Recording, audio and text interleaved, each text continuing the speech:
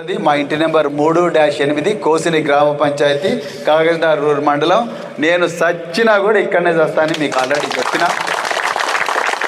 నేను చచ్చినా కూడా మీకు ఆల్రెడీ ఇక్కడనే నా బొంద ఇక్కడనే పెట్టండి అని కూడా నేను ఆల్రెడీ ప్రమాణం చేసి చెప్పిన. మా భార్యకు కూడా అదే చెప్పిన, మా పిల్లలకు కూడా అదే చెప్పిన. మిత్రులారా, మీరు ఎవరు కూడా రంది పడాల్సిన అవసరం లేదు.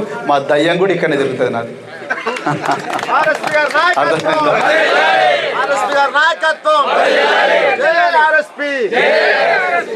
నేను చచ్చిన తర్వాత నా దయ్యం కూడా సిర్పుల్లోనే తిరుగుతాను మిత్రులారా, ఇక్కడ వేరే ఊరికి పోదు.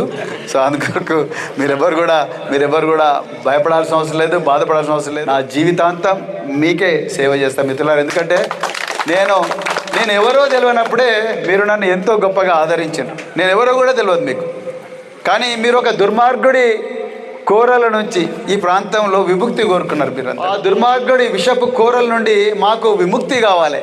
ఈ సంఖ్యలు తెంచేవాడు ఎవరైనా ఒకరు వస్తారా అని అనుకున్నప్పుడు నేను ఇక్కడికి రావడం జరిగింది. వచ్చినప్పుడు మీరు నన్ను నా కులం చూడలేదు, నా ఊరు చూడలేదు, నా పేరు చూడలేదు, ఏమీ తెలియదు.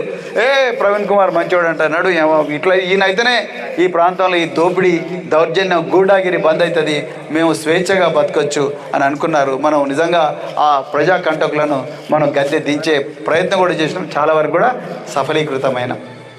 అందుకొరకు మిత్రులారా, మీరు నాకు ఇంత సాధారణ ఇచ్చినప్పుడు మిమ్మల్ని వదిలిపెట్టి నేను పోలేను మిత్రులారా. తప్పకుండా మీ వెంటనే ఉంటాను.